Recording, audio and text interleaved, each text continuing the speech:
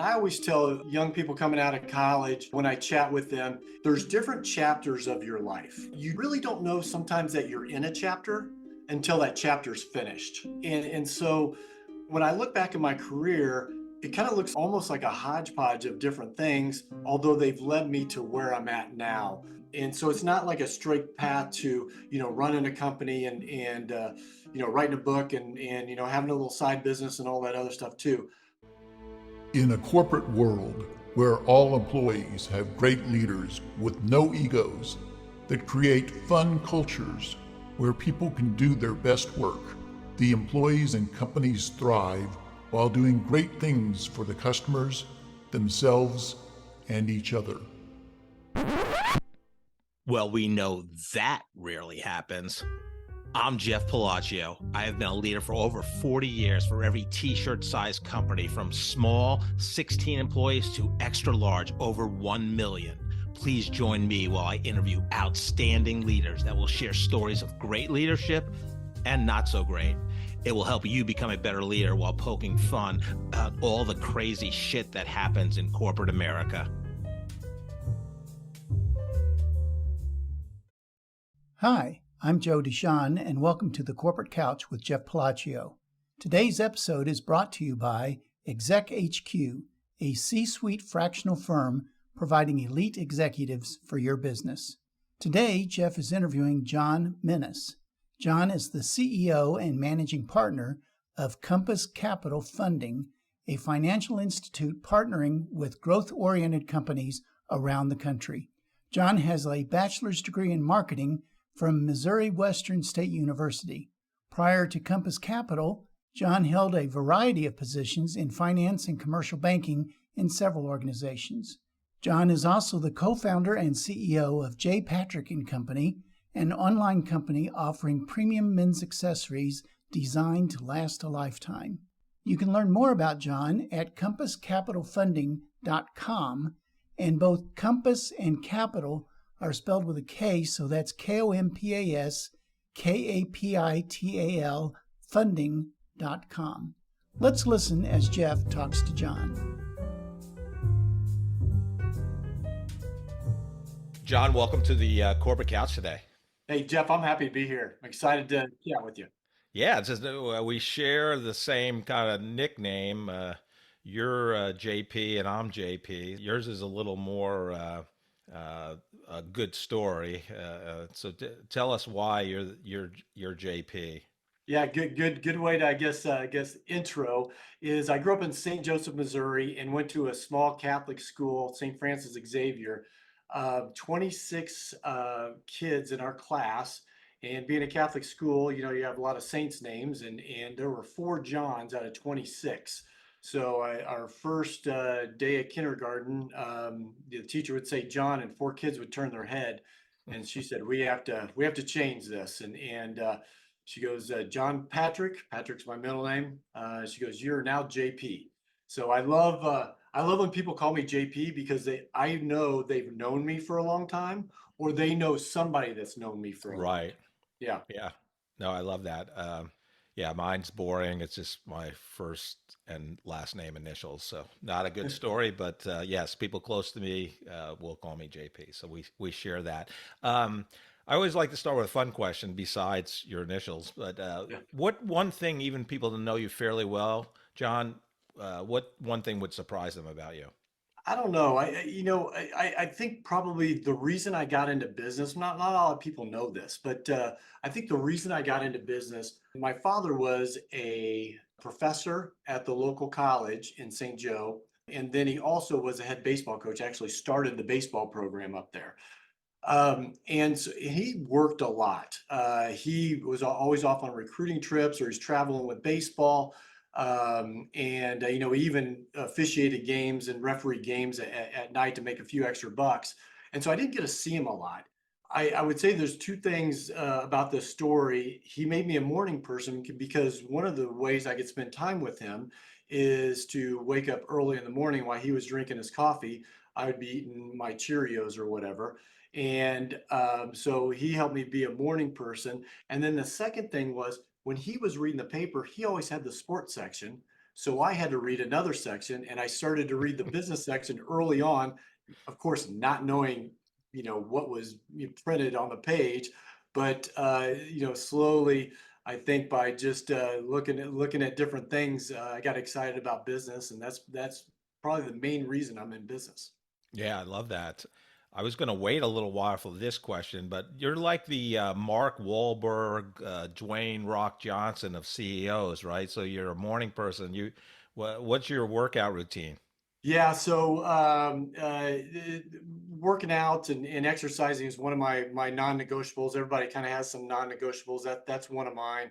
And I've been exercising, really since high school. And my thing is, if I don't do it in the morning, I don't do it.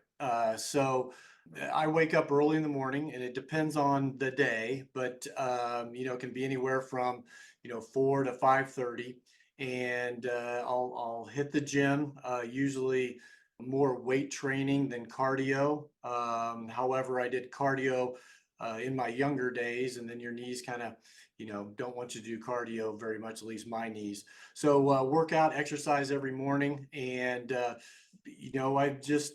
try to get after as much as possible, break that sweat, and usually it makes me feel good for most of the day. Yeah, I'm thinking about doing a series on the most fit executives in Kansas City. So I'm going to put you on that list if that might Well, I dream appreciate that. There's a lot more fit executives here in town for sure. well, we'll see. Yeah. So, what was fun for you growing up in St. Joe? What did you love doing? St. Joe is a great town to grow up in. We lived a half a block from the Catholic church and the Catholic school that I went to, and in just a great neighborhood. In our neighborhood, there were six different churches within really a 3 block area, and so it's very diverse from a religious standpoint. And that was nice growing up with that, not kind of in your one religion bubble. You got to meet different people with different perspectives on that. And then growing up in the 70s and 80s, it just seemed like a simpler time. Of course, you didn't have the internet, didn't even have answer machines or cell phones or any of that. And so we spent a lot of time on the porch talking to our neighbors, right? Wow, what a And crazy idea! yeah, yeah, and it really, and I remember another way that I spent time with my dad is we would listen to the Royals game on the radio on our front porch, right? And we weren't the only ones in our neighborhood doing that. You could hear the radios cracking from the front porches of our neighbors as well. Yeah, very interesting. So, you start at Benedictine College. Were you a marketing major from the beginning, or did you end up switching majors as you progressed through your No, yeah, undergraduate? yeah, no, business administration with emphasis in marketing on that. And I started that really from the get-go. It's funny when you're young and naive. I thought, okay, I'm going to be the marketing director at Nike or, something of that nature. And then, different things happen and things change. I end up being a leader in a different form, just not with Nike. Yeah, interesting. At least you had realistic expectations. My aspiration growing up was to be the an NFL quarterback. So there you go. Yeah. So Well, director of Nike. I had that professional dream too. I played baseball in college, but quickly realized that, yeah, I probably don't have the skill set that those guys do. Yeah, it's a little different. So yeah, you have an interesting story, and so you went to Benedictine at the start, and then you transferred to Missouri Westerns, and that's where you graduated. But tell the audience about that story. Yeah, so I always say I got the best of both worlds. So I went to Benedictine College, played baseball there my freshman and sophomore year. And then my dad being the head baseball coach up at Missouri Western, and be glad to talk about my dad. I think he's the coolest guy in the world. But he, after my sophomore year, said, "Hey, you're my youngest son. Why don't you come and play ball for me?" And so I transferred up to Missouri Western. And I always say I got the best of both worlds. I love Benedictine College, love everything about it. My brother's the president of Benedictine right now. My son's a senior up there playing baseball, which is really neat. Still a big supporter. I'm on the advancement committee and the investment committee of the Abbey up there. But not a lot of people get to say they played ball for their old man in college, and that was pretty special. And Missouri Western was great to my dad, great to our family throughout his whole entire career. And even when he retired, they would always have invite him to all the sporting events and all the dinners and the lunches. Missouri Western was just fantastic to our family overall. Yeah, so probably doing a whole episode about your dad, but I mean, he's in the Missouri Sports Hall of Fame, so that's phenomenal. I've actually been there. Yeah, and what lessons did you learn from him? I mean, obviously he was a big influence in your life. Yeah, so quick background on my dad. I grew up in Stafford, Kansas, went to Emporia State College, University. Back then it was called Kansas Teachers College, but he was a four-sport athlete there. So football, basketball, baseball, and track, Wow. if you can believe that. Just a phenomenal athlete.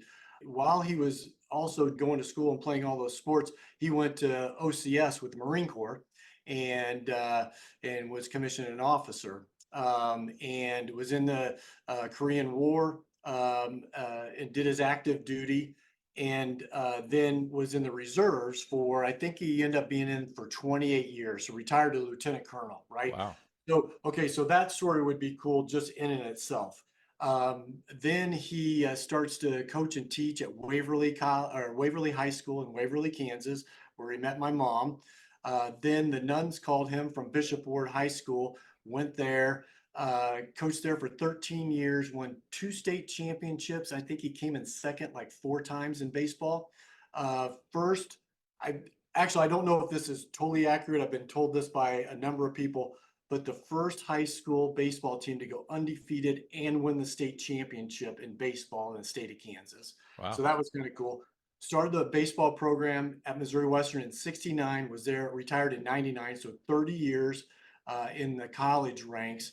He coached the USA national team for 4 years, and before it was an Olympic sport, and then is in 9 separate Hall of Fames, the Missouri State Hall of Fame being Sports Hall of Fame being one of them. Wow. So just a very, like I said earlier, one of the coolest guys I've ever met. He passed away about 5 years ago, so we still think about him every day. But I'll tell you what, here's some of the lessons that I learned from him to get back to your question. Being in the Marine Corps, very disciplined. If you looked at his closet, everything was color coordinated, everything was organized. He would come home from a trip and he wouldn't just throw the suitcase in the corner. He would unpack everything and make sure everything was in its place.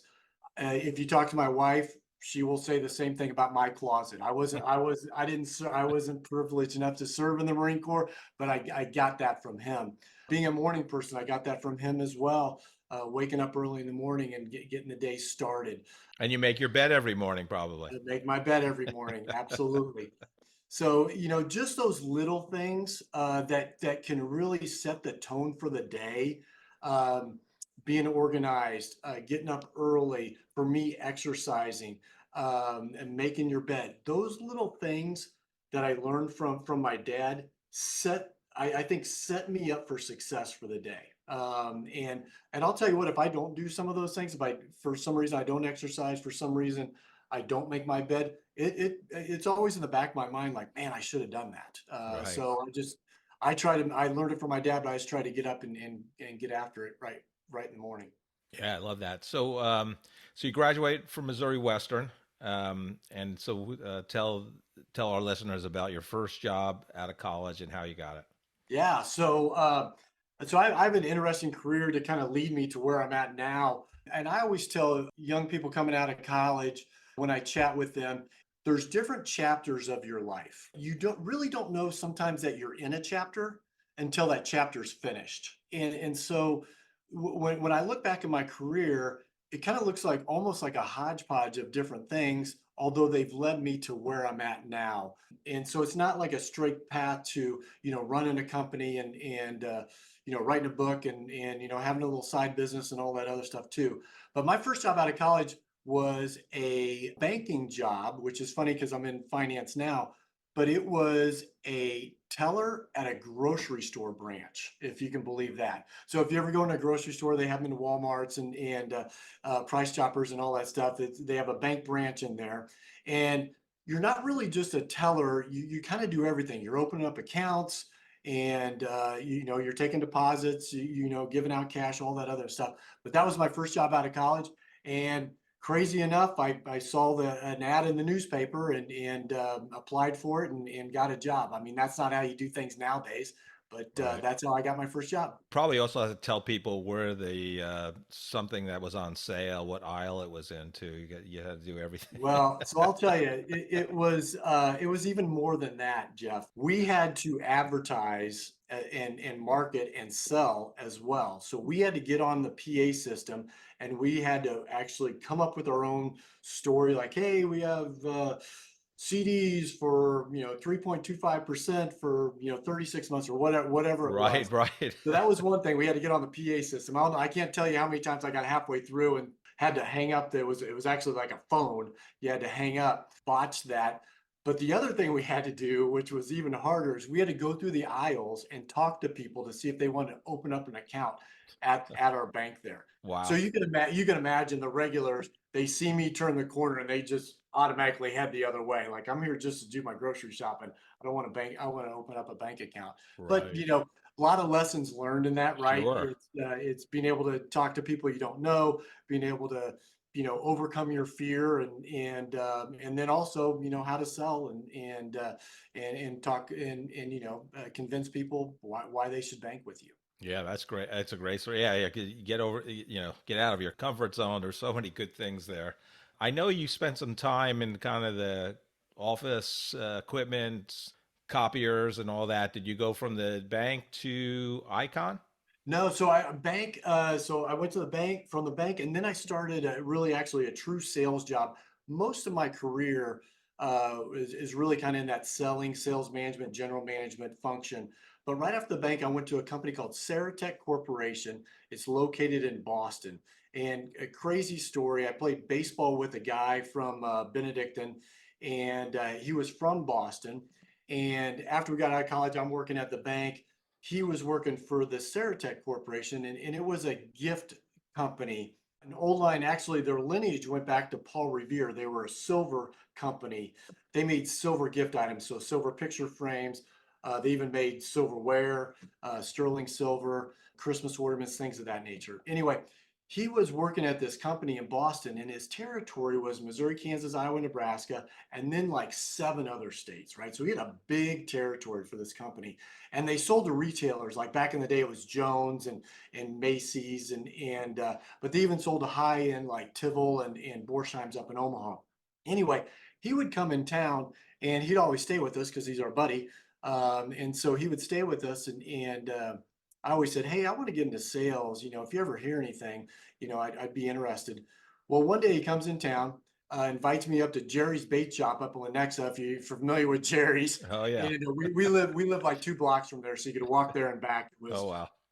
It was convenient, but probably not too convenient. It was too convenient, I should say. Anyway, so I walk up there and I'm in like a pair of cut off shorts, hat backwards, t-shirt, whatever. And I walk in and it's my buddy and another guy. And we sat down, I order a beer, we start chatting. Well, the guy that he was with starts grilling me with questions. And so I'm like, oh, this is a job interview.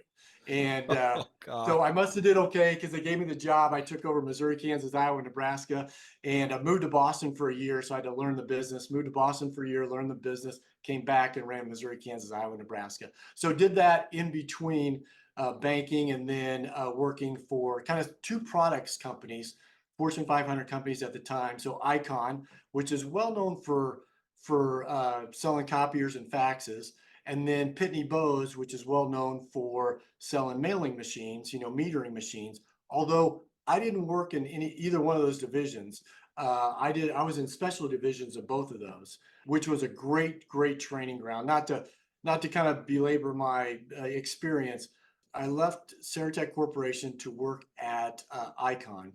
Icon, known for copiers and faxes. I actually worked in the legal document service division. So think about this.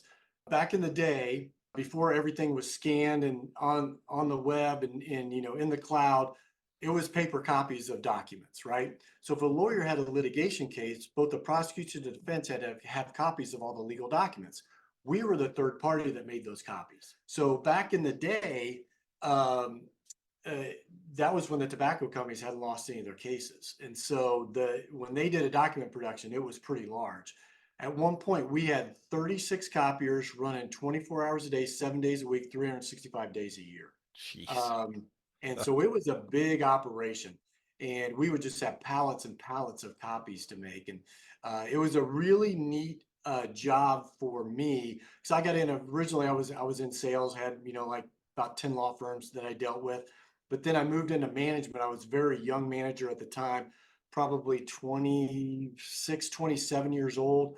Was running the Kansas City operation that was producing about 10 million in revenue, right? So it was a pretty decent sized company.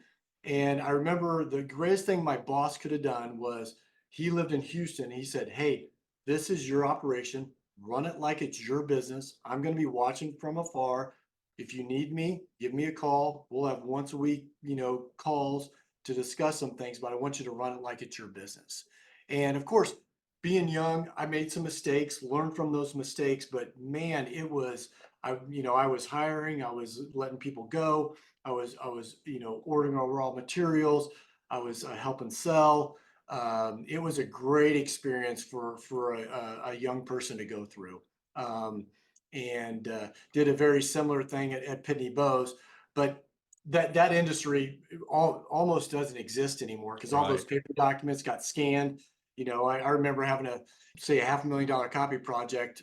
Once they got scanned, turned into $200 worth of burnt CDs back in the day, and then Right. now they're all in the cloud and nobody produces it Yeah. anymore. Yeah, a couple things on that the stories. I mean, one, it has to be the greatest interview, early 20s story of all time that you got the job. Yeah, yeah, over a beer and my hat backwards. A lot, yeah. Probably had your muscle t-shirt on and all that stuff. Probably. Yeah, I love that. And then what mentorship at I think it was Icon you said like your boss is in Houston, but he gave you kind of the rope to learn leadership on your own, and that's how you learn, right? Through messing up, right? That's the biggest learning moments in Yeah. that, and yeah, incredible, and just it sounded like it was fairly lucrative for you in terms of running those copiers Yeah, no, it was, yeah, it 24/7. was good. Quick side note on that was, the only time that we shut down, when I was running that business, the only time we ever shut down production was the morning of 9/11. Uh, Wow. so 9/11 happens, right? Um, we had a little, small, I think it might have still been black and white TV in there. And, we saw the news came on that plane had hit, and then their tower had been hit, and then the second tower got hit. Well, I go down and talk to security and all that, and nobody knew what was going on, right? So one of the rumors was they were going to try and hit the largest buildings in every major metropolitan area, which we were on a building downtown. So we shut everything down. I can't remember what time, but I think I was the last one to leave, and I think by 10 o'clock that morning, we didn't come back for, gosh, maybe a day and a half. We didn't start back up. So anyway, that was just kind of a little side note, and the Wow. only time we ever shut down production. Wow. So then you kind of pivot out of that vertical, and it looked like you were a risk consultant in the insurance business. Tell us about that transformation. Yeah. Transferred or went from Icon to Pitney Bowes, kind of did a very similar thing there. And then what was happening at Pitney Bowes, really good job. But I was traveling every week. So I was leaving on Monday, coming back on a Friday, and it was usually two destinations in that time frame. I'd be in Dallas for a couple of days and have to go up to Chicago for a couple of days. Got married, we're starting our family. Actually, I think my first day at Pitney Bowes was when my wife told me she was pregnant with our second son, and so I did that for a while, and really figured out that, hey, if I want to be there for my kids, if I want to coach their teams and be a good father and husband, I can't travel like that, right? Everybody needs to travel and with what we do, every week being gone 5 days just wasn't going to work with what I wanted to do in life. And so, talked to a good friend of mine, a guy named Kevin Kramer, who is the marketplace president here for BOK Financial, and he worked at UMB at the time. And I met with him. He's a Benedictine grad and a good friend of mine, and said, "Hey, Kevin, here's my situation. Here's kind of my background. Do you have any suggestions on who maybe I should talk to?" Um, and he suggested a company called Thomas McGee, a 100-year-old risk management company, commercial insurance, surety bonding company here in town. I ended up actually knowing a couple of the partners that worked over there, interviewed with them, accepted the job, and it was the greatest. I was there for 3 years. It was the perfect scenario for me, and let me tell you why. Is I was traveling in business and I didn't have a lot of relationships in Kansas City, right? I was a business person in Kansas City, but I didn't have a lot of business connections within Kansas City. And so I started at Thomas McGee and I dedicated myself to building my network and I wanted to build it the right way. I read this book called Never Eat Alone. I don't know if you've ever read it. It's on my shelf back here somewhere. Um, but you can go buy the book and support the author if you want to, but I'll tell you what it says in about 30 seconds. Never Eat Alone is a networking book. And basically what it says is in a business week, 5 days, you have 15 opportunities to break bread with somebody. So breakfast, lunch, dinner, or coffee, lunch, drinks, however you want to break that up. So 3 times a day, 5 days a week, 15 opportunities. So I read that book and I said, my goal every week is to fill up 15 opportunities. Okay. I never hit 15. There might have been a couple of weeks I hit 11, 12, right? But I probably averaged 7 or 8. And I was always the instigator on this, meaning I would see somebody be standing on the sidelines with somebody at my daughter's soccer match, right? And I'd say, "Hey, what do you do for a living?" "Oh, I'm in commercial real estate." "Oh, you know what? I would love to learn a little bit more about that. Can I buy you a cup of coffee?" And we would set the meeting right there. And so I was always the instigator. And when I went into these coffee meetings, I had really two things in mind when I went in there. Number one was, how can I help them? Okay. My mindset was, how can I help them? Can I introduce them to somebody? Can I suggest Jeff's podcast so they can learn something, right? How can I help them? And then my second thing was, who else do they know that they can introduce me to, right? If they felt comfortable. Okay. If they never asked what I did or any of that, I really didn't care. It was, how can I help? And how can my benefit was, I can start expanding my network with people that they know as well. So I took this religiously, and I did this for about a year and a half. And remember, I said I was always the instigator. About a year and a half started to turn where people started reaching out to me and saying, "Hey, I met with Jeff, and he says that you should meet. We should meet. Can I buy you a cup of coffee?" And so now, of course, I still network. I still want to meet a lot of people. That's how we met, right? We got Sure. introduced, and but it's usually, it's more heavily on the side of people reaching out to me versus me reaching out to people. So I tell all young folks, if you want to build your network, that's the model that I used, right? Take that and whatever works for you, and then figure out, if there's something else that works for you as well. But that's what worked for me. Yeah, that's phenomenal. I've actually not read that book. I've definitely heard about it, but and it's very similar to Alana Mueller's Coffee, Lunch, Coffee, you're right? Yep, absolutely. And She's her book. awesome too. Yeah, Yep. absolutely. Yeah, she's great. Yeah. It was just her birthday this week. There you Oh, no kidding. Okay, well, I'm gonna have to reach out to her. Yeah, so and kind of continue on. So Thomas McGee, I built my network there. They were a fantastic company. Still have some great friends over there. Um, but to kind of continue the story, Kevin Kramer, about I don't know, 3 years into my career at Thomas McGee, calls me up. So Kevin's the one that referred me over to Thomas McGee, calls me up and says, "Hey John, I went over to Bank Midwest. Here's the reason I went over there. I need somebody to run our largest commercial team. I want you to come over and help us out." And I'm like, "Kevin, I was in banking, but I was basically a teller. Okay. don't really know anything about banking or the finance world. He goes, you know what? We'll teach you how to do that. And I need somebody that knows leadership, knows networking, and can teach folks how to sell. And so that's actually how I got into banking. It kind of all comes back to connections and networking and working hard. And so I got into banking, and that's what kind of started my finance career. Yeah, I love that. So you look like between Bank Midwest and Enterprise, you spent about 8 years in the banking industry. What were your big learnings and takeaways from that experience? Yeah, so the banking industry in Kansas City is I think is very unique. Where at one point, I don't know what the exact number is now, but there was 144 chartered banks in Kansas City at one point in time. It's probably around that now as well, and so it's a very overbanked um, uh, market for not an A tier city, meaning like not in New York or Chicago or Houston or LA or something like that, right?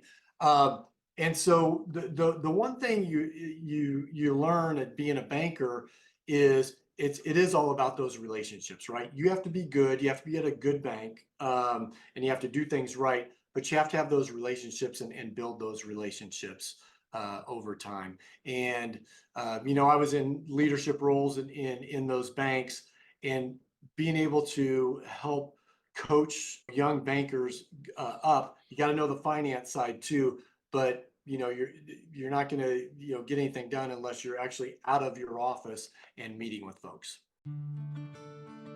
Today's podcast is brought to you by Exec HQ, a C-suite fractional firm providing elite executives for your business. If you're having challenges taking your business to the next level, if you want to augment your leadership team, or prepare your company for increased growth, profitability, and an eventual successful exit, we have seasoned executives from every C-suite position ensuring a perfect fit for your needs and the dynamics of your industry. You will work with senior leaders who like to roll up their sleeves while checking their egos at the door. They can help your business in specific services such as strategic planning, executive leadership coaching, financial management, corporate governance, marketing, sales management, and many other advisory solutions vital to your business success. That's exechq.com. To learn more, go to exechq.com or email Jeff Palacio at jeff.palacio@exechq.com. I've learned a lot about the banking industry through you and through some other connections, and it's just very interesting in terms of the competition and things like that, and especially at the lower level, commercial banking in terms of smaller companies, right? Then tell us about becoming the CEO at Compass Funding, because this is a great story in my mind, and I love what you're doing at Compass in terms of helping businesses. So tell us about that story. One of my dreams was always to run my company. And a lot of people have those dreams, and once mine came true, you really understand how hard it is to do. But let me tell you how I got into it. So my business partner here, Bradley Berger, gave me a call one day, and we're friends. We have kids the same age. We coached our kids in baseball and some other sports, and I currently live in the same neighborhood too. So we've been friends for a long time. He calls me up and says, "Hey, we're thinking about starting a factoring company." And I explain what factoring is, and we want to see if you're interested in being our partner in this and running it. And so I said, "Yeah, let's chat." Well, those conversations basically happened over a 2 to 3 year period, right? It was just every 6 months we chat a little bit more about it, a little more about it. And then in May of 19, we decided to pull the trigger and start this company. And we were just going to be a factoring company, which is purchasing accounts receivable at a discount to give companies access to cash, so they can use that cash to whatever they need for marketing, payroll, whatever they need.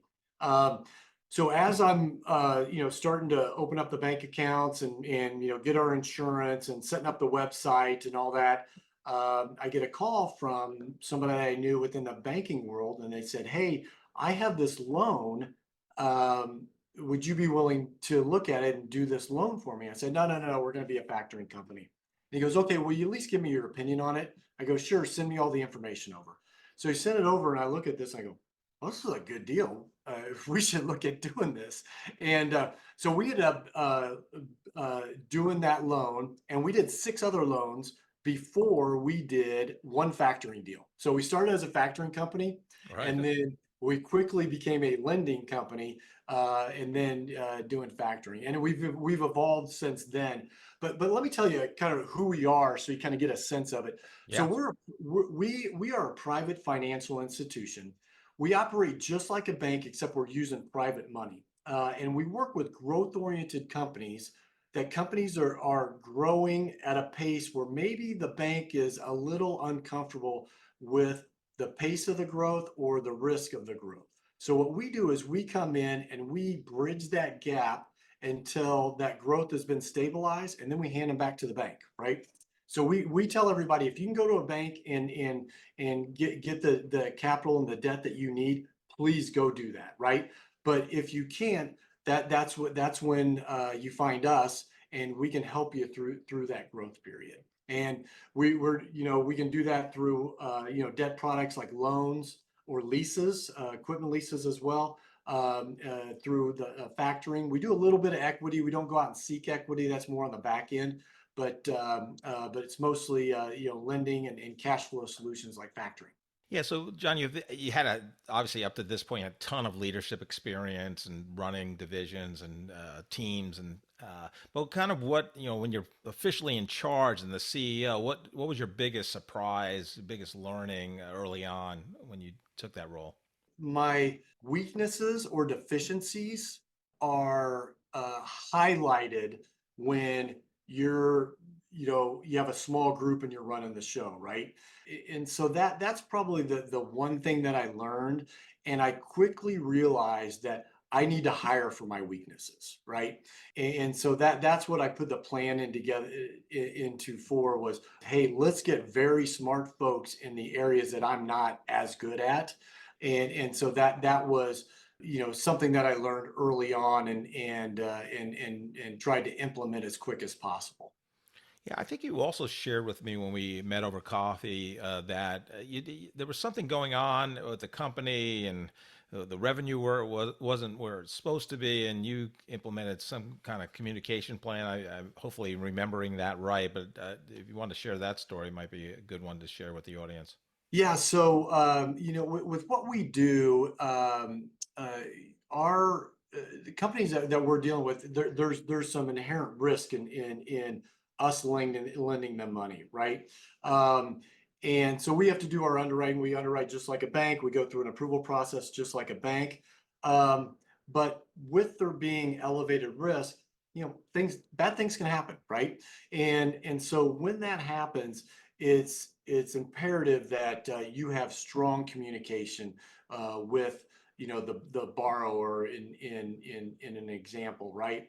And it's constant meetings with them. It's how can we help? There's times where we've taken over part of the business too, to run it for a little bit, meaning the financial side of things, just to make sure bills are paid and things of that nature. While maybe the principals and the owners go out and try and drum up some more business to increase the revenue and the profit. So we've done that as well. We do what we need to do to make sure that our investment is secure, but also to make sure that the companies are successful too. Because ultimately, if the company's successful, we're going to be just fine. What's on the horizon? Like, what's success? On December 31st of this year for Compass Funding. Yeah, we continue to build our team, and we've brought on some fantastic folks over the last year, and we are really what I'm calling institutionalizing what we do, is making sure that our SOPs are sharp and they're dynamic. We run the EOS process, if you're familiar with Sure. entrepreneurial operating system, Yep. right? So we run that, and we're making sure that our 10-year plan, 3-year plan, 1-year plan, or 90-day rocks, our issues that we're looking at that on a regular basis and having a cadence to that as well. We're in growth mode, and we have a good game plan for that. But our growth is steady growth. We want to be that tortoise, right? That continue that makes the growth rather than the hare that's sprinting. Because especially in our business, if we make a little mistake, it can really set us back a little bit. So we want to do that steady growth. So at the end of the year, if we've grown steadily, which I have a lot of confidence. I'm looking at my whiteboard in front of me with the deals that we're looking at. I feel really confident that we're going to have that good steady growth by the end of the year. I do want to touch on your book that you published in 2015, Journey to Leadership, Timeless Lessons for Today's Leaders. So did you want to become an author? What was your process of writing that book and your reason for it? Did I ever want to be an author? The answer to that is no. And I'm the youngest of 4 kids in my family, and very smart siblings. You mentioned my brother's a president of a college. I have a sister that's a teacher, another sister that's a nurse, and they were all straight A students and just honor roll and all that stuff. I was not that person, just so you know. You were the dumbest just because you were the youngest. I mean, Yeah, exactly. So it's funny when I actually published the book, they're all like, out of the 4 of us, you're the one that wrote a book. But it's a great story, and let me tell you why. I had a mentor, a guy named Mike Browdy. Some people might remember Mike, but Mike was the CEO of the Kansas City Board of Trade for a long time. And then he also wrote a column in the back of the Kansas City Business Journal. And Mike is a great guy. His articles were always about leadership, or sometimes they're about his favorite restaurant or hole in the wall that he visited. But it was always a joy for me to read. It was like, okay, if I get through the whole business journal, that was my, dessert at the end. I get to read Mike's column. And so one week, Mike actually wrote an article about my brother up at Benedictine, and the success that Benedictine was having under my brother's leadership. And so I just happened, his email was at the end of the article. I emailed him, hey, Mike, love reading your article. Our family appreciates the publicity for my brother. So I can't remember what I said, but I hit send, and I'm with less than a minute, I get a phone call. Hey, this is Mike Browdy. I love your brother. I love your family. I actually grew up in St. Joe, Missouri. I know your parents. I'd love to meet you. I'm like, okay, well, yeah, absolutely. We're meeting. Wow. And so we went out and had breakfast one morning, and about a month later, good conversation. A month later, we had another breakfast, and Mike goes, I want to be your mentor. And I go, okay, yeah. And, this guy is just an extremely smart guy, a lot of business experience, and just all around good person. And so I go, okay, hey, if you want to mentor me, I'm all in. He goes, okay, here's what we're going to do. We're going to meet at my house. We're not going to meet at a restaurant where we get interrupted. You meet at my house once a month, and we're going to talk about leadership and whatever you want to talk about. I said, good. He goes, before we do that, he goes, I want you to go meet some leaders here in town, and I'm going to introduce you to a couple of them that I want you to meet. And he goes, I want you to be prepared. I don't want you to sell them anything, try to sell them anything, and don't waste their time, but talk to them about their philosophy on leadership. You do a couple of those interviews, and then we'll start our mentoring program. I said, okay. So he connected me with Michael Haverty, former CEO of Kansas City Southern. Okay.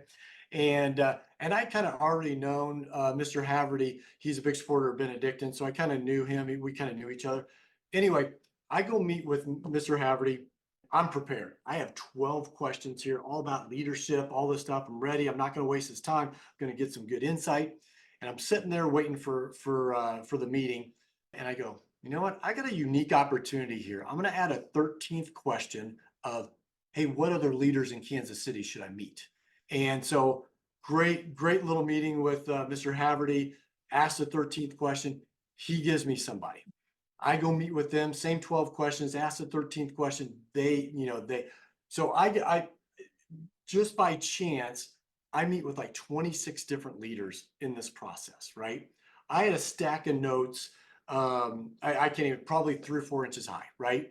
And I'm sitting there and I have all these notes, great insight from these great leaders in Kansas City. And I'm thinking, man, I should not keep this information to myself, right? I felt selfish keeping all this information to myself. Now I took the work to, I did the work to get it, right? So that was my effort, but this needs to be shared. So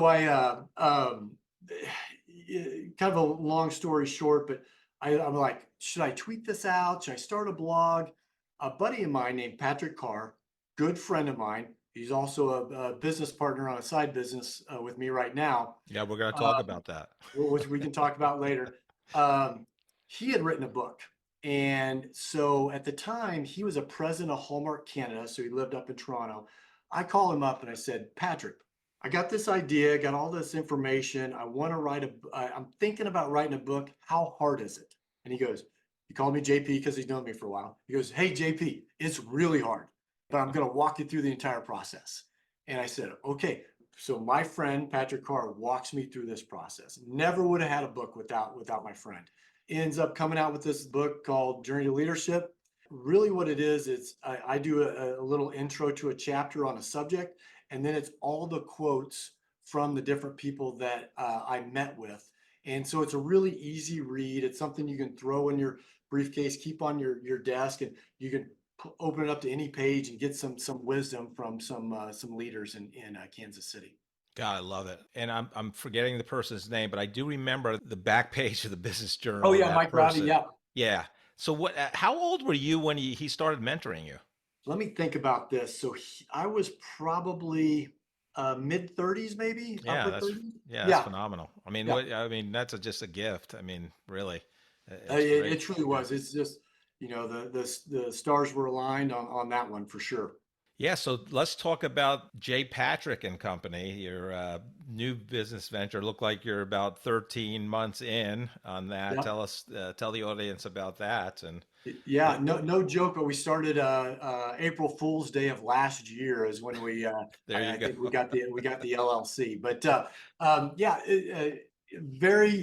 another interesting story. It seems like there's always a background story of why things happen to me. But so Patrick Carr, who I mentioned earlier, good friend of mine. We went to Benedictine College together. We were on the same floor of our dorms for 2 years in a row. He's just a great person. His wife Kate's awesome. We are kind of cut from the same cloth. We like the same things, kind of crazy, but we like clothes. We like leather goods. Just different things. For years, decades, we would always be sending each other texts saying, "Hey, did you see this new briefcase?" Or "Hey, did you see this new leather notebook?" Or whatever.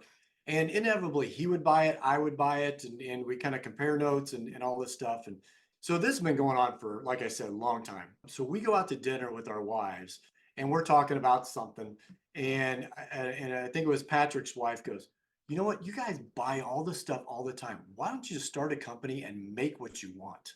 And we look at each other and go, "We should do that."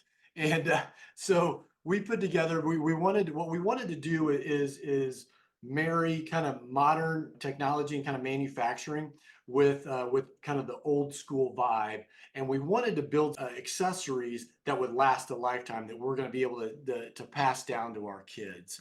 And so we started this company called J. Patrick and Co. Of course, I'm John Patrick, he's Patrick. So it just kind of the play on both our names. Love it. And yeah, we started it. We actually started the company kind of procuring and deciding what we want to do, setting up our website, doing all that stuff. We officially launched the first of the year.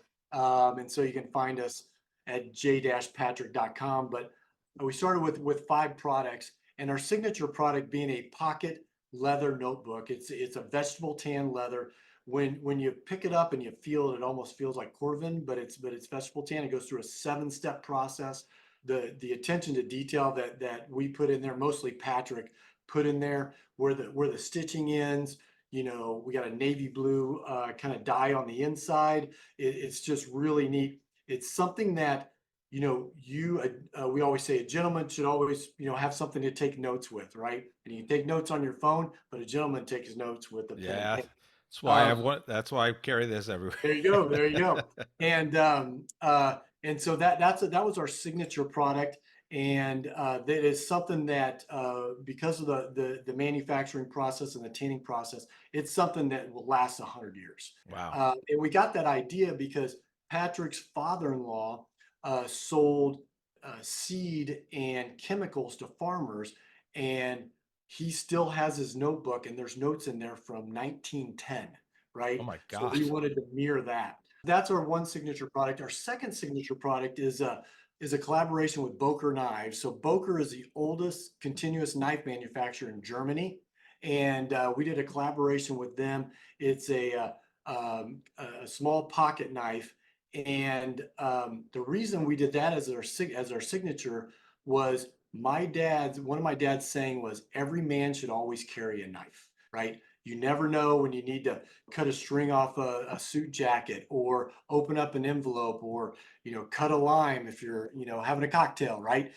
So a man should always carry a knife. So those are our two signature items, and we're slowly growing the product line from there. So we're really excited about it.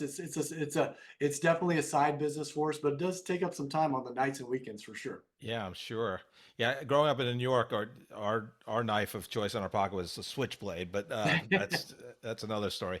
Well, Um, so that's a place where I'll tell you when we were deciding what knife we wanted to do and who we wanted to collaborate with.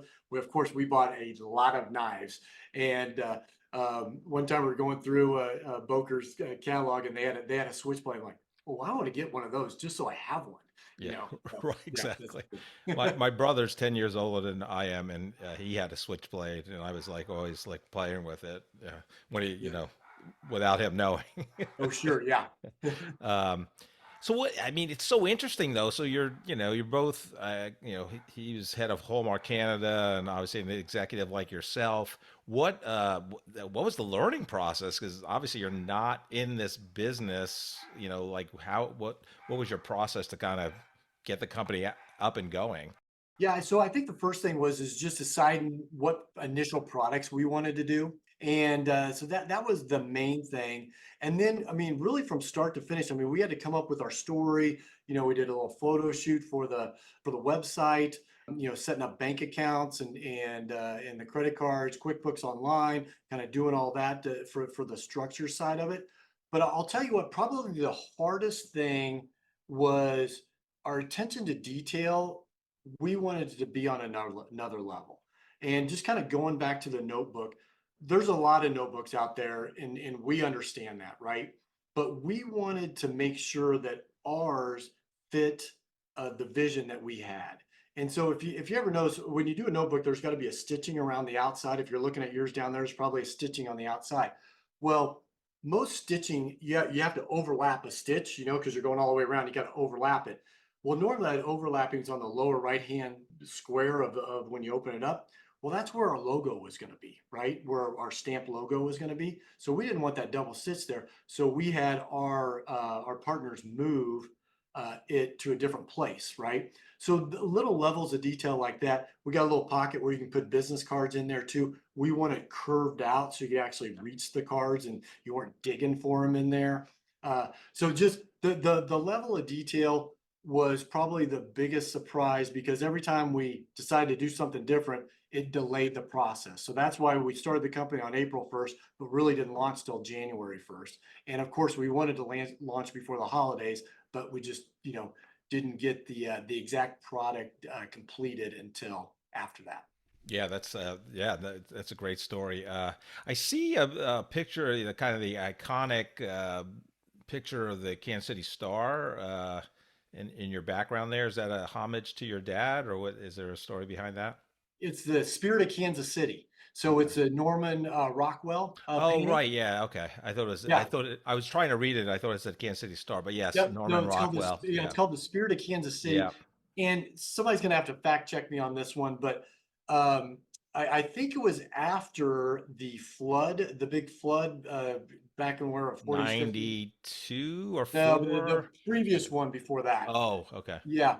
So the big flood, and then a lot of folks from outside of Kansas City came into Kansas City to help out and to kind of rebuild some of the buildings and stuff that were flooded out. And so Norman Rockwell did a painting, or maybe even the mayor commissioned him to do a painting on that. So that's a Spirit of Kansas City by Norman Rockwell.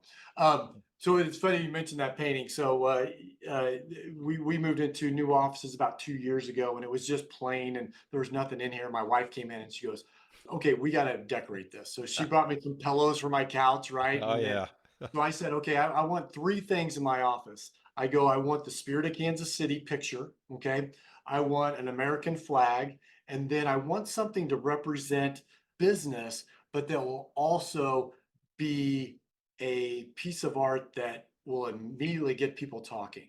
So I actually have a print of a scene from the movie Tommy Boy Oh, up boy. here, and I'm gonna have to have you out to the office so you can see it.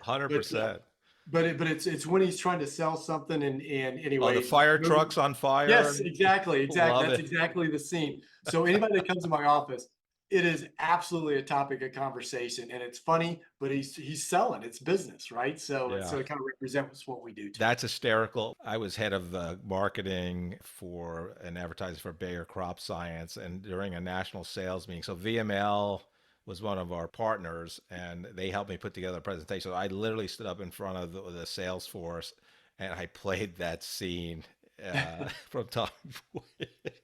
So It's yeah, a, it it's a great scene. And I'll tell you what, I watched it not too long ago. I think we watched it during the pandemic with my family, and a lot of that movie still holds up. It's still pretty funny. yeah. Did your wife help you with your liquor wine selection in the background too? I see. And Yeah, what is on that probably tray? probably should move that out of my camera. Oh no, And this is the corporate couch. Anything goes here, Okay. No, John. yeah, there's just there's some bourbons back there and everything, and anytime we if something good happens within our organization, whether it's a promotion, a new client, some type of milestone, we break that out, and we Yeah, have some Compass Funding little bourbon love it. glasses as well, and we just all do a cheers to each other for all the hard work. Yeah, love it. John, yeah, such great experience. I'd love to help two groups of people with leadership advice from people like yourself. One is that recent college graduate. They're trying, going out to get their first post-college job. Colleges teach you how to get your degree, but not so much in terms of job search and career advice. What career and job search advice would you have for them as they navigate their first professional job?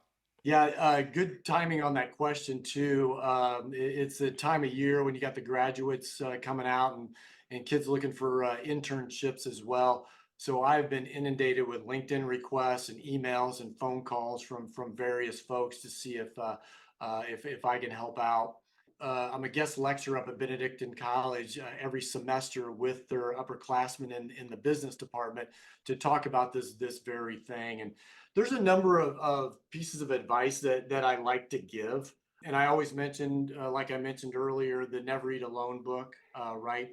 But it kind of comes down to that adage: it's who you know, not what you know. Okay, and um, I always say, if you want to get your resume to the top of the stack, find out somebody you know that knows somebody within that company, all right, and have them put a good word in for you. Everybody in my company I have hired because I know somebody that knows them that put in a great word for them. And I'll tell you what, I've had great success with that because if I can get somebody I know and respect put in their word for them, I know that there's a great chance of success. So I tell everybody, start your networking early. And start with your parents' connections. Maybe some former coaches if you're a sports player. Summer jobs. The business owner of those summer jobs. Start networking early and start building that network. Have a great LinkedIn profile. I think it's key. I tell everybody I talk to, you're going to send me your resume. Before I even look at your resume, I look at your LinkedIn profile. I Hmm. want to see how active you are on LinkedIn, how much time you dedicated to that, because that, in my mind, that is the snapshot of who you are in business, Right. right? And I always get a lot of pushback like, hey, I don't have a lot of business experience. That doesn't matter. It matters of who are you following? What are you commenting on? That's what I'm looking for. Then I'll look at your resume. And then if I like those two things and there's somebody that can vouch for you, then maybe we chat, right? Right. So it's a network. Of course, have a great resume, right? You can have Chat GPT put it together for you now. Right. And so have a great resume, but more importantly, really work on your LinkedIn on a regular basis and make it a cadence, and then network. That's the biggest piece of advice I can get to getting a job nowadays.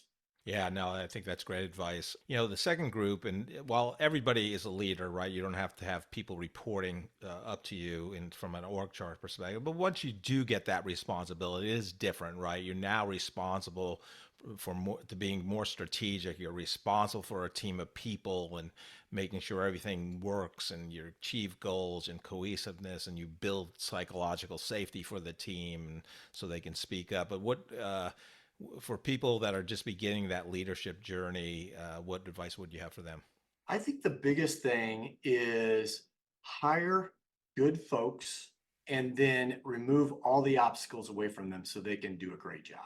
What we try to do, like I said, we hire for my personal weaknesses, right? And then my job is just remove the obstacles so they can do a great job. I would say that's one thing. And then the other thing too is you have to truly care about individuals to be successful. You can fake it if you want to, and that might get you a little bit, but unless you really truly care for the individual and be appreciative of what they're doing for you, coach them so they can be better, help them be better so that they can be successful for themselves and for their families, and you care about that, that goes a long way. And maybe that's just a personality thing, and not everybody's like that. But I mean, I truly care for everybody outside my door, and I want them to be successful. And I'm going to do everything I can so they are successful. And that, quite frankly, is what motivates me. I don't want to let them down. Right. No, I love that, and that I would say caring to me is the most important thing. If you had to pick one, you need to care about the people that you're responsible for. Not that you have to be best friends with them. It's interesting you said that removing obstacles. So yeah, I think people are very familiar with the helicoptering parenting approach, but I recently heard about the snowplow parent. Remove all obstacles, but really that's what a good leader does, right? You remove all obstacles for your team to succeed, and that's your job. Make them, give them the tools, clear their path so they can do great work. So I really Yeah. love your take on And that. yeah, and Jeff, want to clarify too. It's not that I'm clearing the obstacles and the snowplow like you mentioned, and so it's an easy road for them. No, that's not the case. It's to okay, if there's something big that's keeping you from doing a good job, let me deal with that, right? Right, yeah, that's They yeah. still have to overcome obstacles. They still Oh have yeah, to yeah, have of to course. fail. Yeah, I'm a big thing. I'm a big. I have no problem with failure, right? right, Just don't make the big mistakes. right. Failing is how you learn. It's absolutely how you learn. I think it was. Oh gosh, who's the person that started Spanx? Um, Oh, Sarah Blakely. Yes, Sarah Yeah, Blakely. I think I heard from her dad at the dinner table. The question that they asked her and her siblings was, "What mistakes did you make today?" That instead of saying, "Hey, how was your day? What right, was great at school?" right.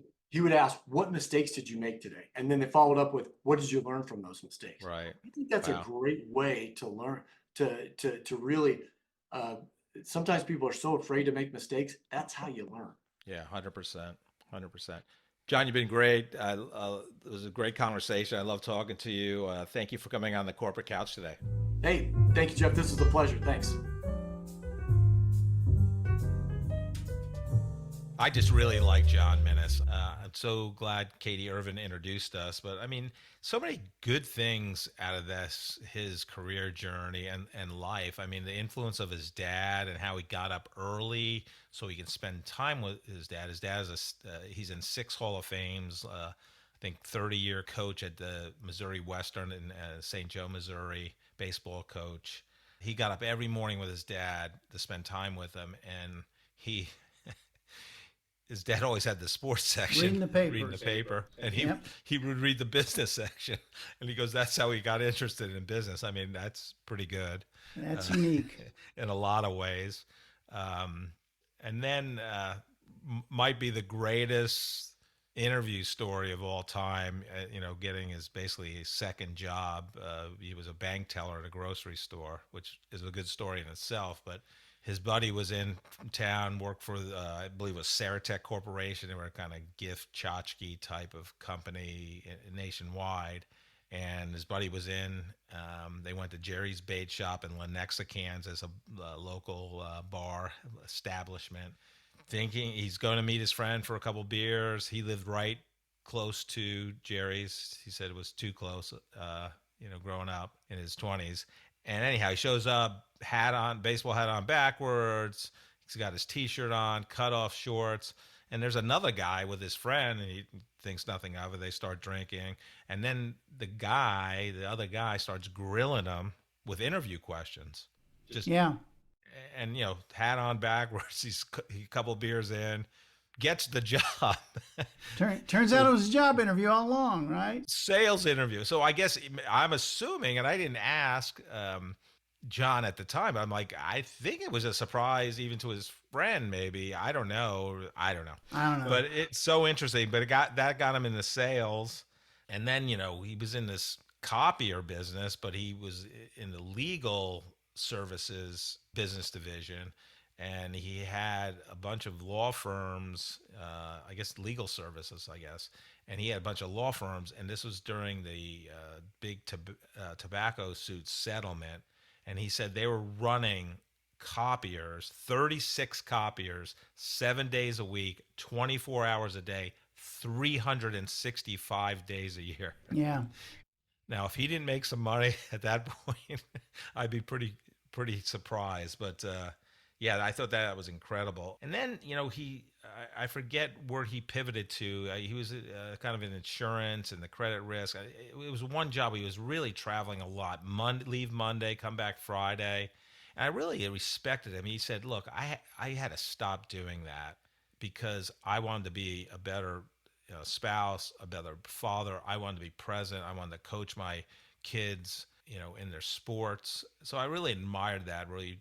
And he basically got a job through a friend, and that started his banking career, which now has led him to be the CEO of Compass Funding, which is incredible. And then he's kind of like a little bit of like a Renaissance business person. He's, the CEO of a company. He wrote Lessons in Leadership, Timeless Lessons for Today's Leaders, because he had a mentor that actually worked for, he was a local business owner, but also wrote a column for the Kansas City Business Journal. I think it was Mike Roughton, if I recall correctly. But the guy said, I'll mentor you, because John reached out to him after Mike wrote an article about his brother. And he basically said, I want you to interview leaders in Kansas City and write everything down that they tell you to do. So he got introduced to 26 leaders. And he's going to write blog posts, and not that he ever wanted to write a book, but he goes, I have all this information, I want to share it. So he basically writes a book. And now he's also 13, 14 months ago, he launched with one of his college buddies, a men's knives. They have a beautiful bound leather handmade notebook, like 6 or 7 items, high-end stuff. So they're doing that on e-commerce. So plus he's getting up at 5 a.m. to work out. So I could have talked to John for a long time. That is a complicated man. He's got a little bit of everything going on. I'm a simple man in complicated times. Is that what it is? For me, yeah. I'm just a simple guy. I just try to push buttons and hope the people stay away from me and leave me alone. It was interesting that early in his career, he worked for both Icon and for Pitney Bowes, which were essentially both document handling and document management companies. And that line of business has essentially become irrelevant, or mostly irrelevant, because of the ways that we manage documents today, all digitally. A lot of people call companies like that, they'll call them buggy whip factories. And by buggy, I'm talking about the kind of horse-drawn carriage that where I grew up in Northeast Missouri was an abundance of Amish and Mennonite people that would drive around the county in horse and buggies. And it's been referred to those kind of businesses as buggy whip factories. Well, buggy whip factories are still a thing, because we still need buggy whips. They're just not as prevalent, perhaps, as they were at one time. They've had to reinvent themselves, and I'm sure that both those companies have reinvented themselves. But it was interesting that John was employed by them when they were at their peak, and then got out and pivoted his own career into something completely different. And matter of fact, he ended up pivoting his career several times. Yeah. Probably more pivots than what we've seen on the corporate couch. And I thought that was really, really interesting. And look, you need to go to j-patrick.com and check out the I'm talking to Yeah, the that audience. Notebook is beautiful. The notebook It's- and yeah. the The knife knife. and all these leather goods. I've never been a big fan of leather goods like that, but I can certainly appreciate how that's such a fine thing, and I can appreciate how people absolutely love things like that, and go back to old school with having a notebook like that, as opposed to the raggedy old thing that I literally bought at Walmart. I can definitely see the appeal in something like that. John had a very, very interesting life. It was a very interesting story. Well, based on our conversation with John, what leadership advice do you have for our listeners? We are going to go to that great philosopher named Ellen DeGeneres. And Ellen one time said this. She said, "Never follow anyone else's path unless you're in the woods and you're lost and you see a path. Then by all means follow that path." Thank you so much for listening to this episode of The Corporate Couch. If you enjoy the podcast, I would love for you to take 2 minutes out of your day to rate us 5 stars and write a review. Please join me next week to learn from another great leader sharing their professional journey and insights.